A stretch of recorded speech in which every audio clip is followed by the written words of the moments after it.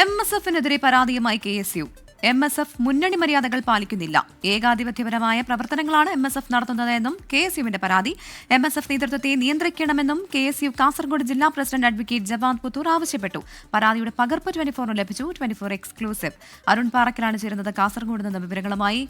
അരുൺ, ഏത് സാഹചര്യത്തിലാണ് ഇത്തരത്തിലൊരു പരാതിയുമായി ഇപ്പോൾ KSU രംഗത്ത് വന്നിരിക്കുന്നത്? എന്തൊക്കെയാണ് ഈ പരാതിയിലുള്ളത്?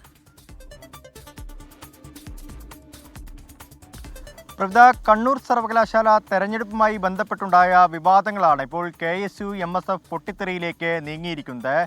MSFും KSUവും പരസ്പരം പോർവിളികളുമായി സമൂഹ മാധ്യമങ്ങളിൽ ഉടനീളം MSFിൻ്റെയും KSUവിൻ്റെയും നേതൃത്വം ഇറങ്ങിക്കഴിഞ്ഞിട്ടുണ്ട്. MSF ഇപ്പോൾ മുന്നണി മര്യാദ പാലിക്കുന്നില്ല എന്നാരോപിച്ചുകൊണ്ടാണ് KSU ജില്ലാ പ്രസിഡന്റ് അഡ്വക്കേറ്റ് ജവാദ് പുത്തൂർ ഒരു പരാതി നൽകിയിരിക്കുന്നത്.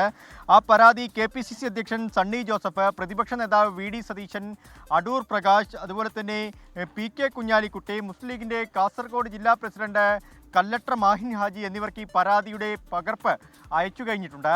ഇപ്പോൾ നമുക്ക് ലഭിച്ച പകർപ്പ് അത് KPCC അധ്യക്ഷന് ലഭിച്ച പരാതിയുടെ പകർപ്പാണ്. ആ പരാതി KPCC അധ്യക്ഷൻ പരിശോധിക്കുന്നു എന്ന വിവരമാണ് നമുക്ക് ലഭിക്കുന്നത്. ആ പരാതിയിൽ പറയുന്നത് ഇങ്ങനെയാണ്: MSF മുന്നണി മര്യാദകളൊന്നും തന്നെ പാലിക്കുന്നില്ല.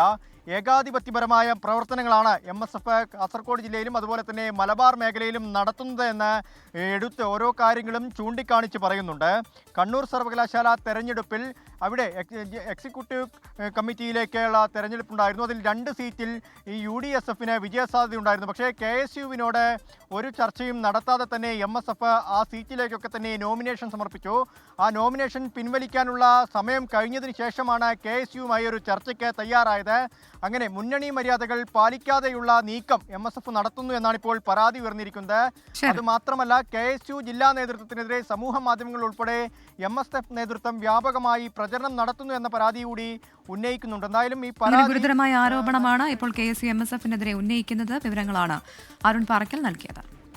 പാലക്കാട് സ്വകാര്യ ബസ്സിടിച്ച് 13-കാരിക്ക് ദാരുണാന്ത്യം. പാലക്കാട് സ്വദേശി ആരതിയാണ് മരിച്ചത്. പിതൃ സഹോദരിക്കൊപ്പം ബൈക്കിൽ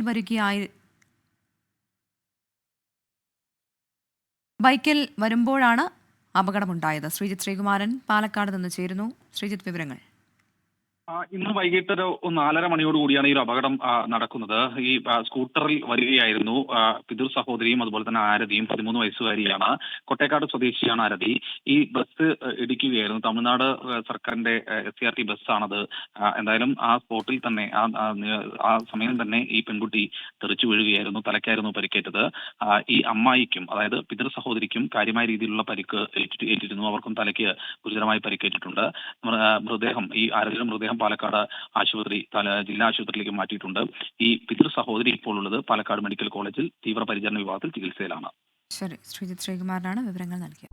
ലോകത്തെവിടെയായാലും ഏത് സമയത്തും 24 വാർത്തകളും ഓഗ്മെന്റഡ് റിയാലിറ്റി പാക്കേജുകളും എക്സ്പ്ലെയിനറുകളും വിശദമായി കാണാൻ ഞങ്ങളുടെ YouTube ചാനൽ നിങ്ങൾക്ക് സബ്സ്ക്രൈബ് ചെയ്യാം.